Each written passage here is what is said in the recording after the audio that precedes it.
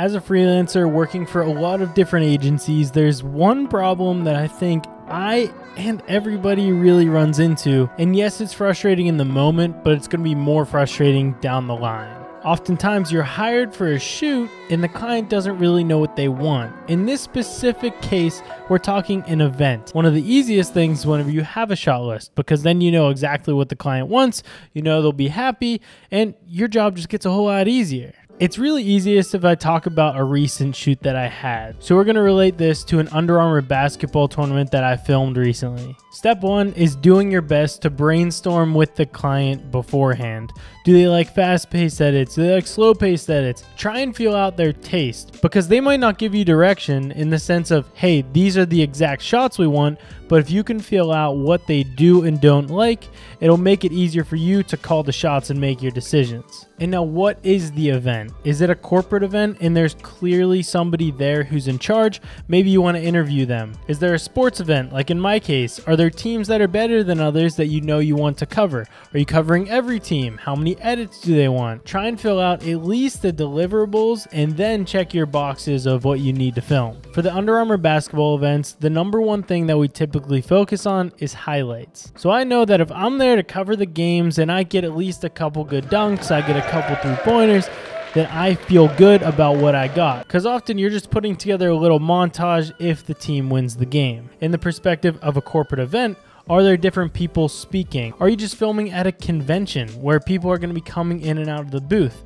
Are there things that are happening at specific times? You want to check those major boxes so that you don't miss anything, and your shot list is kind of secondary there. As long as you capture everything that is going to happen, that's the biggest priority. Creativity comes second a lot of the time when you're filming events. When creating my shot list, one of the things that my client relayed to me was that they want lifestyle for this. Lifestyle is not something that's usually a huge priority at these events, so having this conversation allowed me to realize, okay, now I need to shoot a lot of warm-ups and maybe even film teams coming into the building. This wasn't relevant for this specific shoot, but what if I got them coming off of the bus? Different ways that you can show the whole experience and not just the game and the game moments. So out of the brainstorming for myself, we have 3 things on the shot list so far. We have arrivals, we have warm-ups, and I'm going to add one that I haven't talked about, but we're going to add timeout huddles and just whenever the coach is talking to the players. This can be pregame or this can be during a timeout during the game.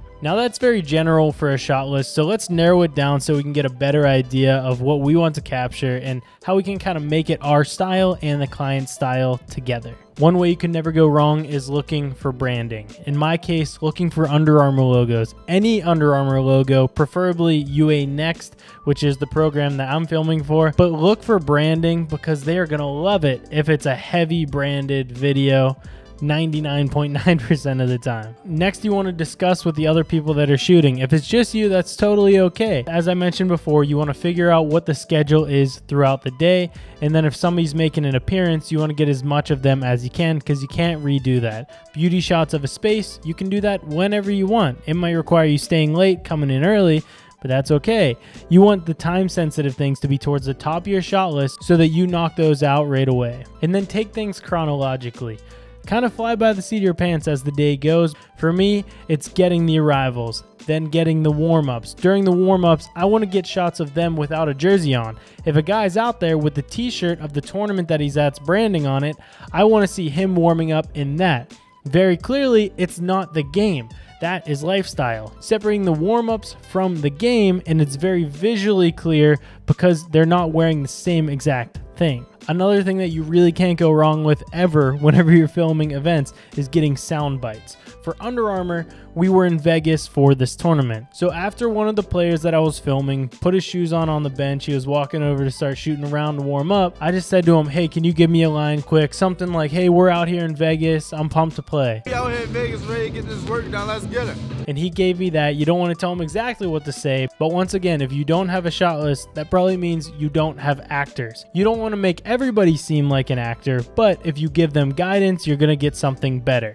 I'm working with high school basketball players here. These guys aren't great on camera. Some are better than others, but if you give them guidance, they're going to give you what you want. And if they don't give it to you the first time, or they say it right away and you haven't started recording yet, just say, hey, can you do that one more time for me? And don't say, oh, sorry, I wasn't recording, and get all nervous, because nobody wants to hear that. Nobody really cares. One more time. Yo, we out here in Vegas getting this work done. Let's get it. So now for my shot list, I'm going with highlights once the game starts. There's two things I'm looking for. I'm looking for highlights, and that just kind of happens. But one thing I can do to differentiate myself is move around as much as I can. If I get a good dunk under the hoop, why don't I go to the sideline now? And then I can move around and get shots from all different perspectives. The other thing I want to make sure of is that I'm close to a bench, because if there's a timeout, I want to get the coach talking to the players. Something like this. Deny, off the ball, playing shortstop, trying to double deny, get a steal, score the sucker. And post game is pretty similar. If it's a championship game, well, you want to capture absolutely everything. What's your shot list there? Celebrations, get a soundbite like, yo, we're the champions, let's go. Maybe they just won the game. It's an irrelevant game, but they're 3-0. Get a line to camera from somebody saying, we're 3-0, let's go, we're moving on. Something to guide your story in the edit. Create your shot list of what is actually happening and just kind of go with the moment. Work chronologically for these edits and for your shooting. And the last thing I'll say is mark your clips when you get a good one. Your shot list is cool, but it's going to be hard to actually find the good clips that you wanted. You're going to shoot a lot, and that's okay.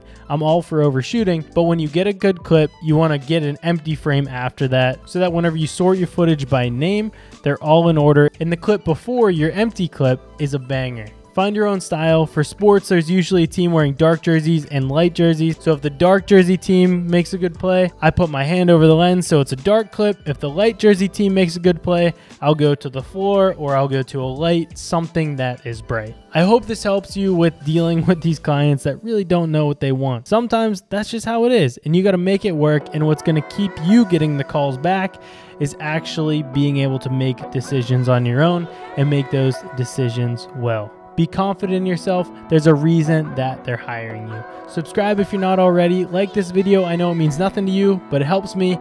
And as always, here's a few of my favorite photos from throughout the week. Peace.